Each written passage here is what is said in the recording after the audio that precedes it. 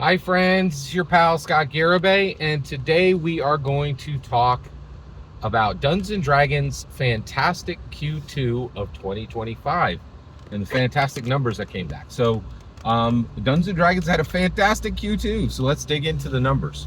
So Wizards of the Coast beat expectations for Q2. That is a very, very big deal. And the reason why is the stock exchange, Wall Street, rewards that.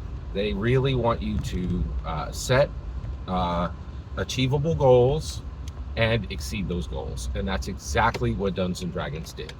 So, Wizards of the Coast exceeded its expectations for Q2. Let's look at the numbers; they're pretty incredible. In Q2, Wizards of the Coast made $500 million. $500 million, $500 million in one quarter, right? Absolutely fantastic.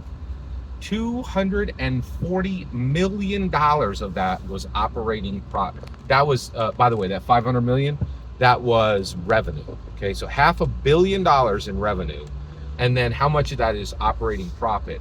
$240 million was operating profit. Those are fantastic numbers. All right, now wait a second, Scott. Didn't you say that Dungeons and Dragons did great? I did. Let's talk about it. Okay, well, wait a second. We don't know Dungeons and Dragons numbers. That's right, we don't. Okay, but this is very, very interesting.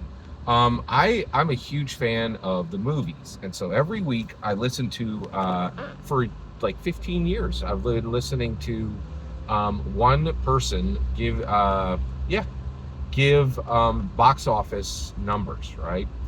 And every week, the movie industry reports its numbers. They're very open and honest about them. They're like extremely open and extremely urgent. Like they do a really good job of reporting how much each movie made, and there's a lot of interest in these numbers, right? So Wizards of the Coast does not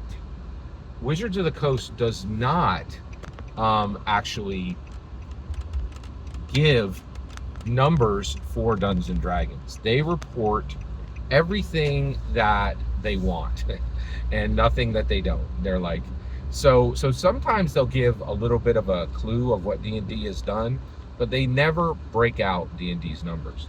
But this is interesting. This is happening all over. We're getting to a point, like one of the things that's happening now is in streaming. Netflix doesn't report any of its numbers. They don't tell anybody anything, right? Like they generally have been keeping their numbers to themselves. And what's interesting is and increasingly many different, actually I think that was the case for a while. They might be reporting numbers now. But what was interesting is many companies are very cagey about what they report. And the reason why is the internet will brutally punish you with anything that they don't like, right? And so there is very good reasons to hide your numbers. We as a D&D community say that we want, actually everybody says they want open and transparent communication, but generally open and transparent communication is brutally punished, right?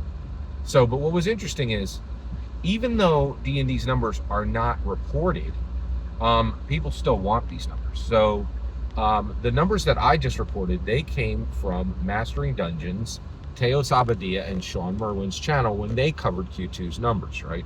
They did a fantastic job.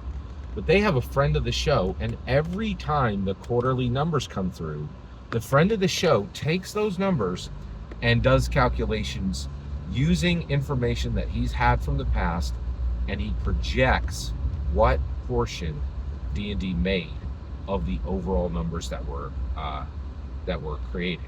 And guess what? Done according to friend of the show, Mastering Dungeons, projections, right, and calculations based on previous data and the current data.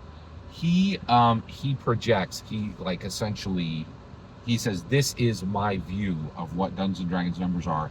And I think his is currently the best view of Dungeons and Dragons number that exists publicly, right?